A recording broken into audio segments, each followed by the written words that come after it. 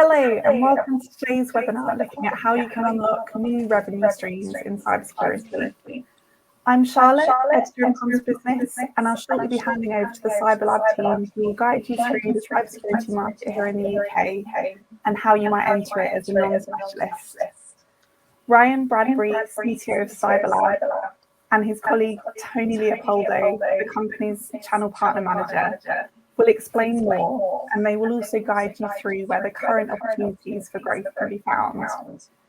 There will be time for a Q&A at the end, so if anyone has any questions throughout the webinar, do find the Q&A panel on the right-hand side of your screen. Pop your questions in there, and we'll get to as many as we can at the end. But for now, over to you, Ryan and Tony. That's great, thank you, Charlotte. Hello, everybody. Good afternoon, and welcome to the CyberLab webinar. First steps to unlocking revenue streams. My name is Ryan Bradbury, and I'm the CTO at CyberLab, and I'm joined today by Tony Leopoldo, who leads the channel partner program within the business. So, Tony, if I can firstly hand over to you to introduce yourself and your experience building channel partner programs, please. Sure. Yeah. So my name's Tony Leopoldo. I've spent nearly 25 years in the technologies industry and claimed all the badges by spending time as a sales director at Avar, time at a few vendors, including Sophos, and many years in distribution and the broker channel in the UKI, across EMEA, and including partners in the Far East and North America. I came on board with CyberLab to build and support our channel program. It's great to have you all here today. That's great. Thank you, Tony. I have to apologise in advance. I'm recovering from flu, so I'll try not to cough and sputter too much as I'm going through my slides. But for myself, I've been working in the IT industry for 19 years. I worked at an MSP until 6 years ago, which had transitioned from being a IT-only MSP business to IT, telecoms, print, and eventually cyber as well. So I am familiar with the pressures on MSP-style businesses and their hunger to add additional revenue streams that will complement the overall offering, but also importantly will not require an army of new heads to manage and support them. So in terms of order of the day, I plan to run through some slides, introduce the products within the channel partner program we have, hand over to Tony to run through the commercials, and then loop back for some questions at the end.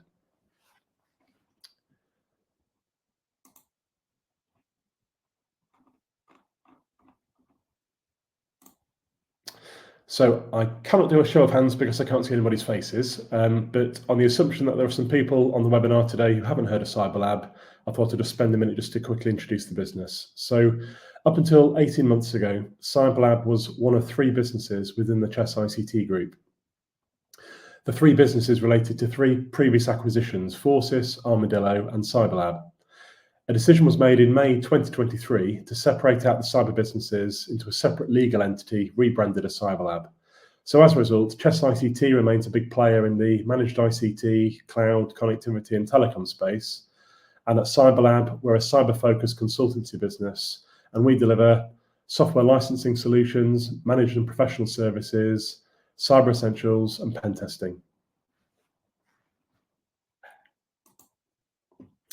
So I don't think this slide will come as a surprise to many of you today, but cyber is a aggressively growing market, and more MSPs are pivoting to become an MSSP.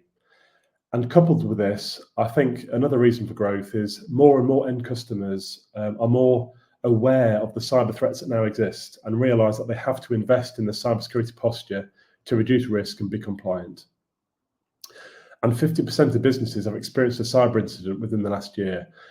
For me, I think this really reinforces the message to any MSP business that in order to stay current and relevant to customers, MSPs need to be on this journey, and security needs to be part of the portfolio to keep a seat at the table and to ensure that you're able to provide the services your customers are asking for. So onto the partner channel. So to quickly explain how this all came about. So at the same time as the inception of the CyberLab business 18 months ago, we started to provide a service to 10,000 end customers within the Chess space, my brief was to provide a lightweight, automated service to scan and monitor the dark web, which was based on a 30-day free trial then rolling into an ongoing monthly subscription for £9.99 per domain per month thereafter.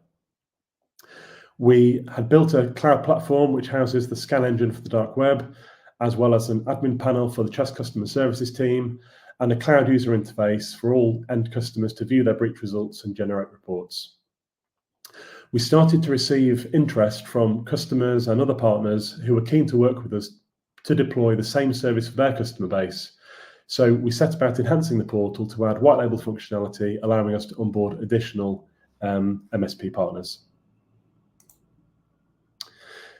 So just a quick slide here on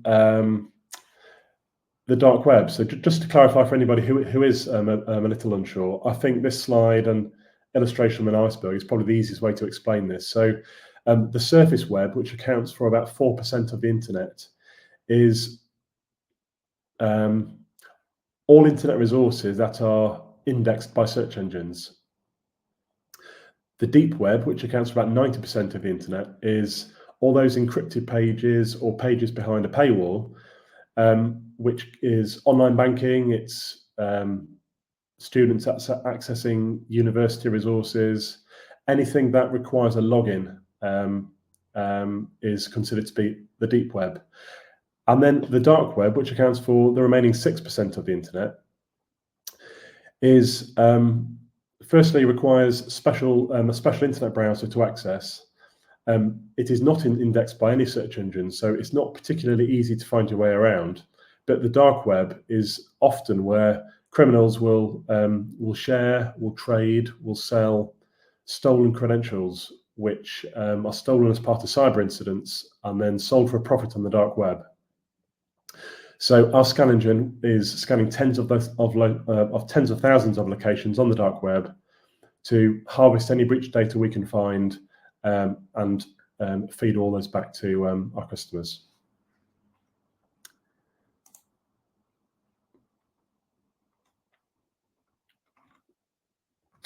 So what we're hearing from our partners out there in the marketplace, particularly in the telecom sector, we're hearing that lots of MSPs are suffering from shrinking margins. They feel that the marketplace is becoming more and more competitive. They are telling us that the challenge they have in order to transition to become an MSSP is the lack of cyber expertise within the business, and they are suffering from high churn. So where we believe the CyberLab Channel Partner Program is an exciting proposition because we feel it allows partners to make that initial entry point from an MSSP to an MSSP, realize additional spend from the customer base, and make those customers stickier by adding value and also provide more services. So within the cloud portal, we have 3 automated products. And for the avoidance of doubt, these are all white labeled and fully automated. So the first is this product for the dark web, which I already alluded to. So we use third-party APIs from world leaders in the intelligence space. And as I mentioned, we scan tens of thousands of locations on the dark web every 24 hours. And we're looking for any breach data relating to customer accounts we have on the portal. For any breach data we find, we send automated emails to the end customer, again, white labeled as the partner, inviting them to access the portal, review all the details for the breaches we have found, remediation advice, and to produce some PDF reports. The second product on the portal is ReconScan. So this is a new product which is hot off the press. We're due to launch this on the 1st of December. But I am able to showcase that product this afternoon.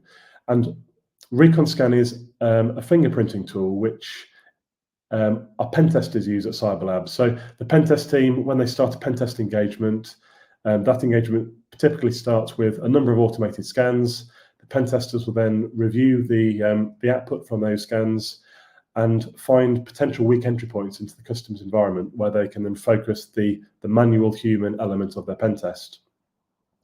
So we've taken those same tools and built automation around them. And wrap those up as a separate product within the portal, and I'll show you that in just a moment. And then the third and final element of the cloud portal is control.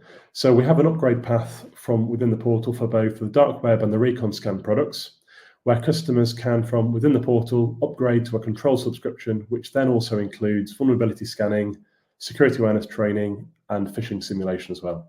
And again, all those three additional services are fully automated and all delivered from within the cloud portal. So I'll now just quickly share my screen and just give you a quick flavour of what these products look like within the portal.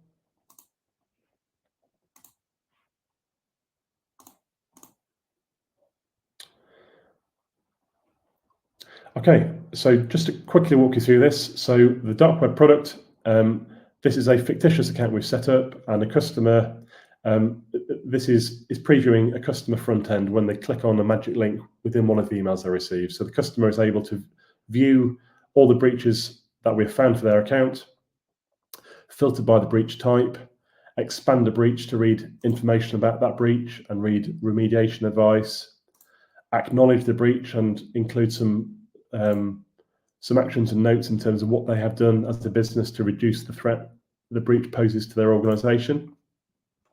And then scrolling further down the page, we can see any passwords we have been able to find associated with email addresses as well. Onto the Recon Scan product, we can see what the Recon Scan product is going to look like on launch on 1st of December. So we have run some Recon scans against, again, a fictitious account we have on the portal here. And what Recon Scan will do is it will head away, and for a domain name we provide it with, it will head away and find all information relating to the domain, all subdomains, all IP addresses associated with those subdomains, all URLs associated with those subdomains and domain names. It will then conduct a vulnerability scan on everything it can find and alert the customer to any issues, any configuration issues with any of the assets it has been able to identify. This is what Recon Scan is going to look like.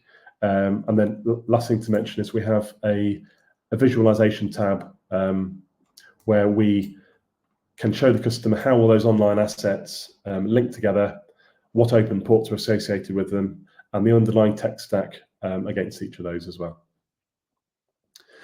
This is an upgraded account, so this customer account has access to vulnerability scan, security awareness training, and phishing simulation as well. And all of these three services, again, fully automated. Phishing simulation as an example here, we can view completed phishing simulation campaigns that have already executed on this customer's account. So as an example, we have a Salesforce phishing simulation here, which compromised 5 users within the organization. We're able to click on this button and we can preview what the email looked like that users received. We can preview what the landing page looked like that those users have taken to. And then scrolling down the page, we can view which users open the email, which users open the email and clicked on the hyperlink within it. But what we're really interested to see is which users open the email, clicked on the hyperlink, and then proceeded to sign into the landing page as well and were compromised. So all these three additional services, there is PDF reporting available, CSV reporting as well, so customers can then export this data and share it with the business. So I think that's all from me. So Tony, if I stop sharing my screen and I'll hand over to you to go through the commercials, if that's okay.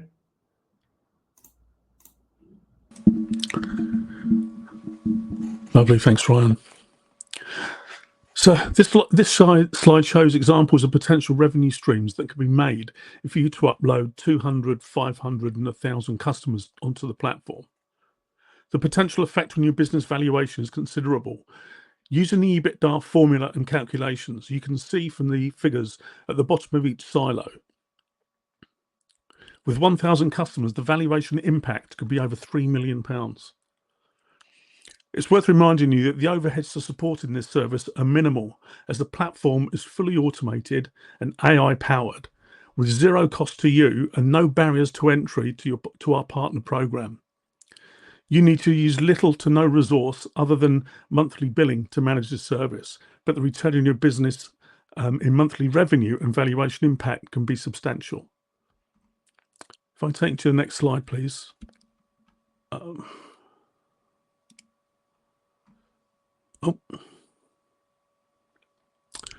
Right, so I just want to take you on to the partner profit calculator. So bear with me, I just need to share my screen.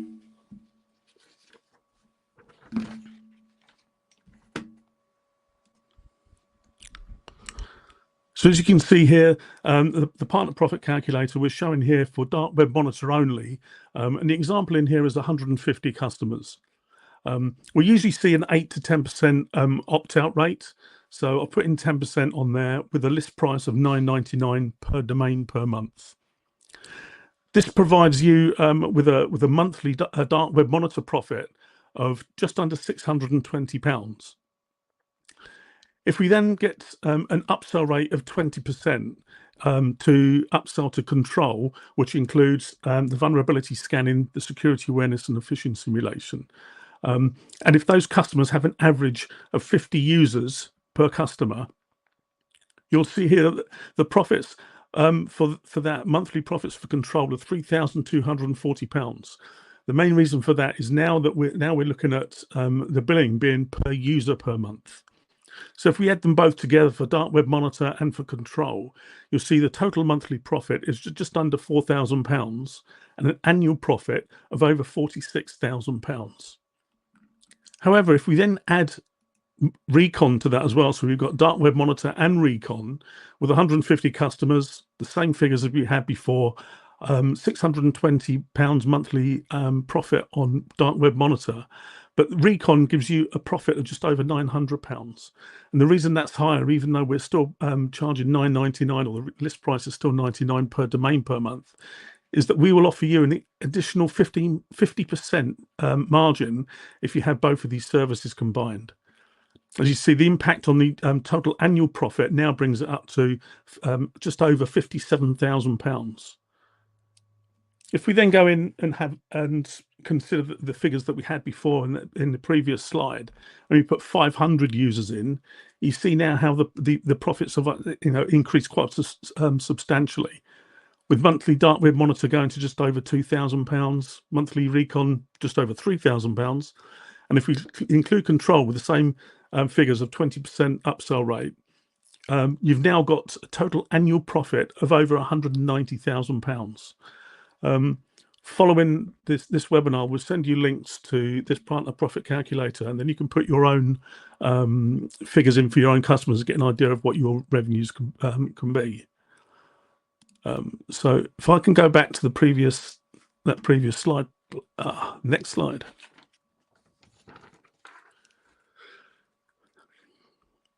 So this is the onboarding process. Onboarding partners. For us, onboarding partners and for you to upload your customers couldn't be easier. Once the partner agreement has been signed, we would configure a branding profile, the color schemes, logos, etc., to reflect your business. We would walk you through the portal to familiarize you with reports, formats, and automated emails that come out of the platform. Again, all of these white labeled.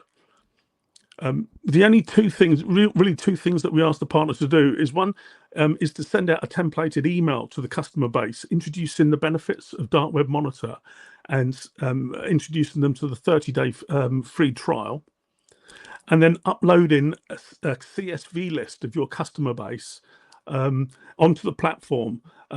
It's important to realize that these are the only two activities that the partner needs to act upon, and we guide you through that anyway, so very straightforward. Finally, we get together on a completion call and confirm the commencement date for the 30-day free trial, which then leads on to the billing, monthly billing. Next slide, please, Ryan.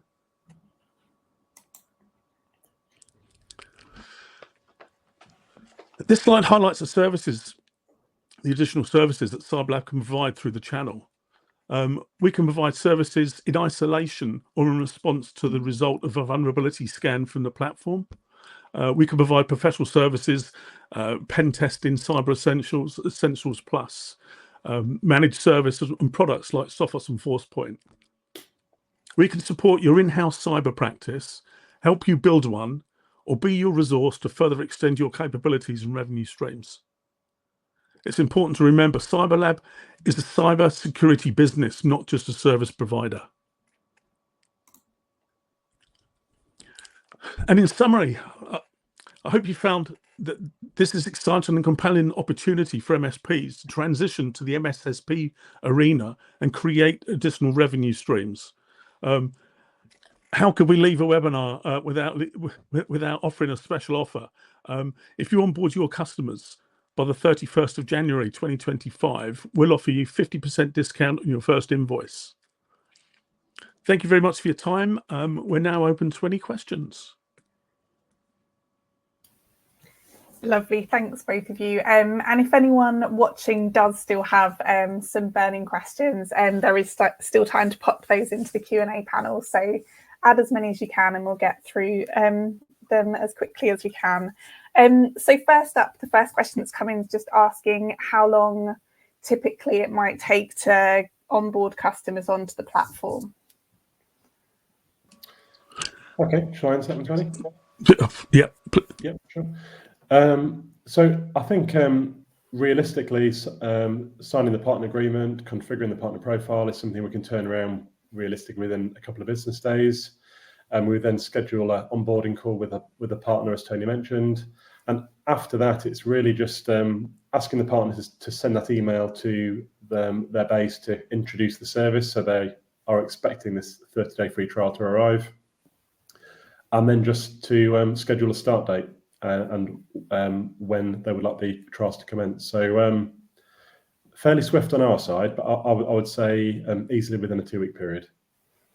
Perfect. And it was mentioned that information needs to be uploaded in a CSV file to kind of take this further. What sort of information needs to be included within that file? Yeah, sure. So a CSV file, Tony, if you can keep me honest here, but my understanding is we just have four fields, 4 pieces of information per customer. So we require the customer name, the customer domain name, customer email address, and then a unique customer identifier for every account. Perfect. And the next question that's come in is just asking, do you offer any further support for customers following the reports being sent out? And what if the customer has questions about the findings that are sent back to them? Yeah, so we work really closely with partners, and from a support perspective, we would ask the MSP to act as that first point of contact because it's a white label product. We would struggle to sort of sit in between the customer and their MSP, but we certainly work closely with MSPs and happy to support in any way, shape, or form to answer any queries that their end customers may have. From the marketing perspective, we have a package called Campaign in a Box. Okay. So we have all sorts of resources in there that MSPs can share online, on LinkedIn, on their website. We have lots of email templates that MSPs can send out to the base to introduce these additional services and also the upsell path as well. Mm-hmm. Definitely.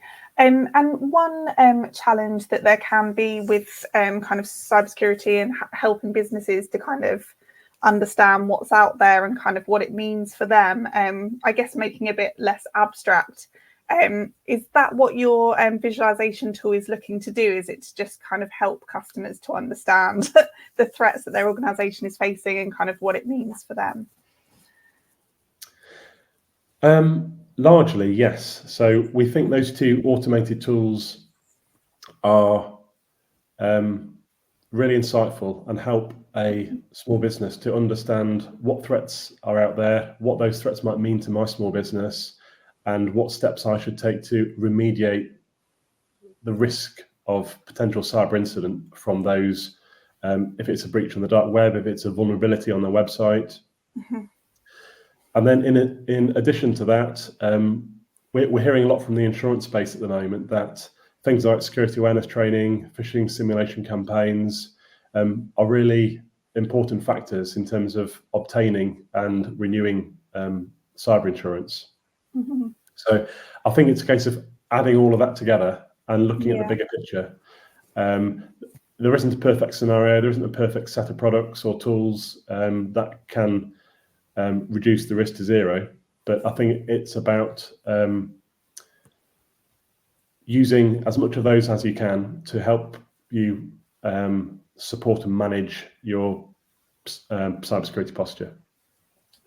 Definitely. And also just, I guess, a bit more broadly, just from kind of the conversations that you're having with both partners and also kind of their customers, what would you say is kind of the number one thing people get wrong about cybersecurity, and kind of how can CyberLab help with that? Got any ideas on that one, Tony? Yeah, yes. Well, one of the things that we do get, and it fits very nicely with our platform, obviously, is that we have a lot of customers that seem to think that they're safe because they do spend a lot of money, a lot of resource is focused at things like firewalls, endpoint security, etc. But what they tend to forget is that actually, and as we all know, the weakest point of any business are the users. So it's educating those users, which is the big challenge. It's the one thing that does get forgotten. And I think it's really key to ensure that those users are educated, that they do understand the threats that are out there from a phishing point of view, and with the phishing simulation and the security awareness that we do, it certainly brings that to the fore and educates those users. And those users is everyone within the business, from top to bottom. And I think we've all been guilty of clicking on the wrong email or opening up that wrong link. So, the more awareness that we can provide, the better. But that is definitely one of the key things where people, I think, tend to fall down. And just talking about that simulation service, obviously that is one way to kind of highlight where people within organisation might need further training. What would you say to partners kind of that they should do with kind of the findings of that? Is it just about kind of pushing those customers to then go through to the training, or is there some other thing that they can do with the simulation service once it's kind of been sent out? Yeah, sure. So the security awareness training product and the phishing simulation products sort of work hand in hand. So the portal syncs with Microsoft 365. So in terms of onboarding that end customer, they sync with their 365 tenant. The portal pulls in all the users and onboards all of those users for security awareness training and phishing. We then do a sync with Microsoft 365 every 24 hours to automatically enroll any new starters and remove any leavers. So essentially what happens after the onboarding step is, in terms of security awareness training, we then start sending out training modules to every user every 14 days. And then on the phishing simulation attack front, we send out 1, 2, or 3 phishing simulation campaigns every calendar month. We're obviously very keen to randomize the day and the time we send those, so users don't start to get wise that, it's Friday 3 o'clock again, we're going to get all those strange emails in a moment. So we're very keen to randomize when we send them. We have a whole library of templates covering everything from sort of online banking and crypto to insurance and travel. So as part of the phishing simulation campaigns, if a user is compromised, so that is if a user opens the email, clicks on the hyperlink and then enters, signs into that landing page as well, that's marked as a compromise. So a few things happen off the back of that. The admin contact at the end customer site, as well as the MSP, receives an email alert confirming that a user or a number of users have been compromised at this customer site. The end user also receives an email to confirm this was actually just a phishing simulation, and they're enrolled in additional training modules straight afterwards relating to phishing. And then on the portal, the last thing that happens is they're sort of added onto a naughty list at the bottom of that phishing page. So the end customer's admin contact and the MSP can see which users have been compromised and which phishing simulation were the compromised as part of. Mm-hmm. Cool, that makes sense. We are coming towards kind of the last couple of questions that have come in. So if anyone watching does want to put a question to Ryan and Tony, do pop that into the panel now so that we can get to them. The next question is just kind of asking kind of what are the best next steps here? Like if someone, I guess the person who's put the question in kind of wants to follow up with you guys, what's the best way to follow up and discuss next steps? I would say take our email address and get in touch. We do have your contact details. We can reach out to you, which we will do after the webinar. But you've got my email address, you've got Ryan's email address there. Please take them down. Give us a call, send us an email, and let's set up a call, a Teams call, over the next couple of weeks and see how we can partner. Definitely. And another kind of challenge within the cybersecurity space is just the reality that these threats are getting more and more sophisticated all the time. Just kind of a question from me as people that see kind of these phishing emails or these other tactics all the time. Kind of what was the last time an attempt kind of almost impressed you, and what was it that kind of was the giveaway for you that it wasn't legitimate? I can't remember the last particularly convincing one, but I'll have to say some are getting so convincing now. And I think even as a cyber professional, it's hard not to get caught out. So, but I think what's going to sort of change the landscape, and we've been talking about it a lot internally recently, is AI. And it sort of feels like we're in sort of the foothills at the moment of this sort of like mass explosion, mass adoption on the AI front. So AI is going to make our lives easier. It's going to make us more productive, more efficient, enable us to work together within our businesses and collaborate a lot more effectively.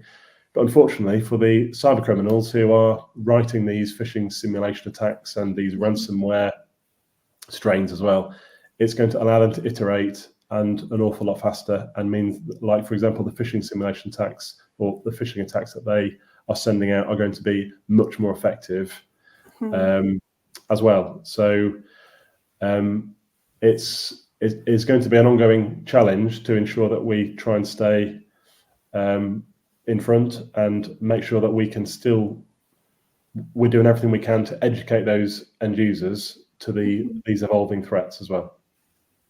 Definitely. The reason I asked the question is because I always remember a kind of phishing example that was shown to me a few years ago, and one of the people that had sent this out had changed one of the characters to a Cyrillic character.